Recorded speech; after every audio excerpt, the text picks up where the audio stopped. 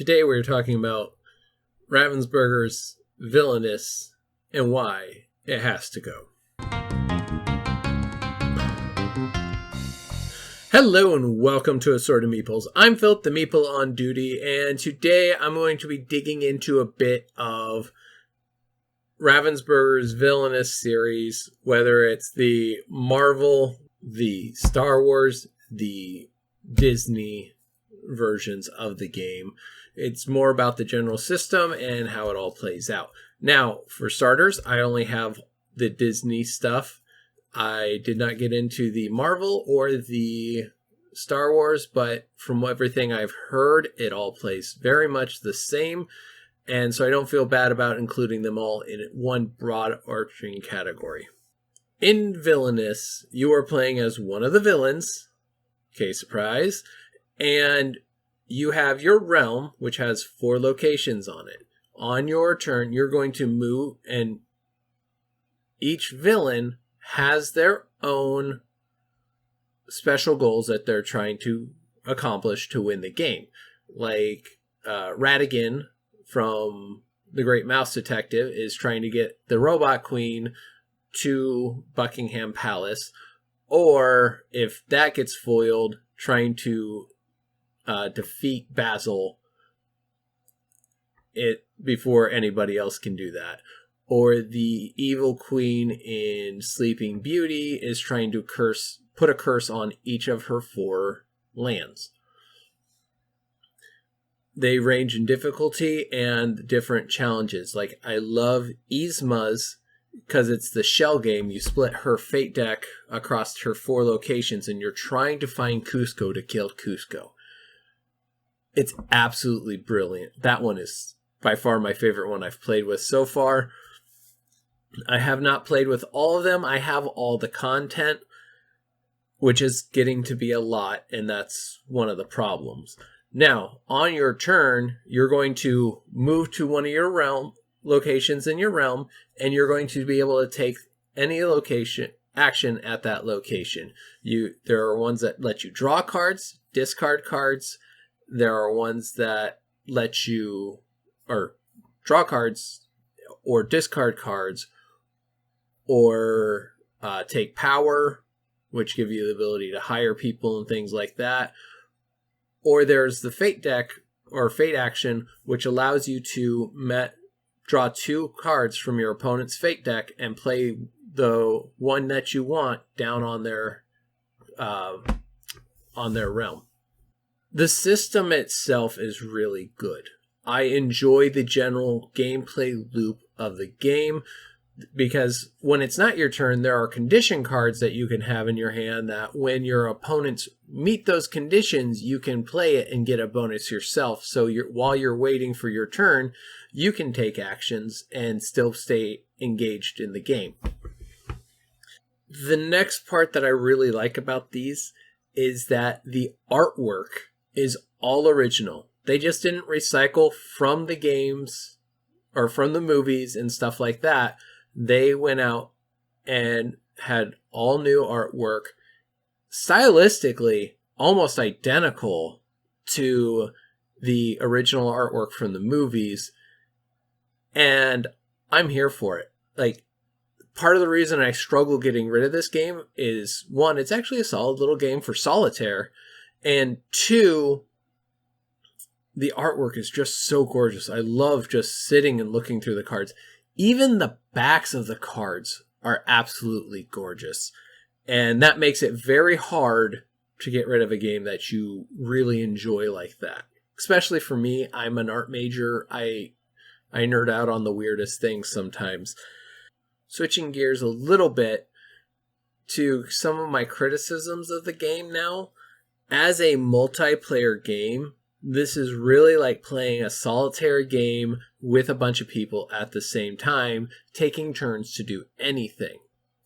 This means you are trying to solve your problem, your puzzle, before everybody else around the table can do it. And if somebody likes to sit and optimize their turn to the best that they can, which is not a bad thing, but you could have potentially have a lot of downtime. And the condition cards sometimes are very specific, and depending on who you're playing with, you may never get to play those condition cards, and they just sit in your hand and take up space and bog it down. There are, as a solo game, this game really does shine, but my problem with the solo mode is that the game was built as a multiplayer game, so all the cards read for multiplayer. When you're playing solitaire, anything that would, any like the condition cards or things like that, that trigger when your opponent does something, you have to translate to when I think it's like Prince John, for an example, has a card, condition card, that when your opponent has X amount of power more than you, gain 3 power. Well, you got to remember, or above certain strength level of villain or people out, allies out, you get to recruit allies for free. Or I can't remember the exact thing of it, but you got to remember, oh, so if I get over that threshold, then I automatically can play, or I can play this card and automatically go up. The solo is nice because it's, of course, it's over the course of 20 turns, and the condition cards affect you. The tiring part of that is that you have to remember the conditions apply to you, not the opponent. They're not just dead cards in your hand. It's just that it's not bad. It's just a little tiring to me to keep up with that mental switch over. The other problem that I'm having with it is there are a lot of boxes. The original game came out with 6 villains in it. Every expansion since then has been a box with 3 villains in it. This last fall for Halloween, they came out with Oogie Boogie, which was a solo villain. And then from starting with this next box, I do believe, and going forward, each box will only have 2 villains in it. And while they're reducing the price just a little bit, that's so many boxes. Like, it's getting, what is it? It's like the main box, 5 or 6 of the 3 villain decks, or 3 villain boxes, and the one Oogie Boogie, and then 2 in each box. And it's just, there's a lot of boxes, and putting it away is getting kind of hard.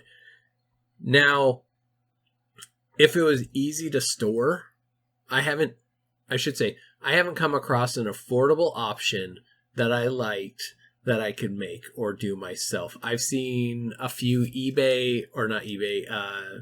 Etsy listings where each one has a deck, but the guys, well, one, they're not selling the STL files, and 2, it would triple my investment in the game to buy those boxes, and then you still have all these boxes.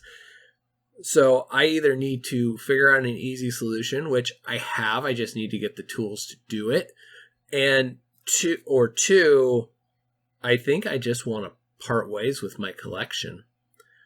What are your guys' thoughts on this game? Is it a game for you that's staying forever? Are you a Disney collector and that's why it's in your collection? Is it, so yeah, let me know where you stand with Disney's Villainous or Ravensburger's Villainous, any of the varieties. And so now I think I go post it. Thanks for watching, guys, and we will see you guys next time. All right, bye. If you like what you just saw, please support us by hitting that like button and subscribing to our channel for more great gaming content.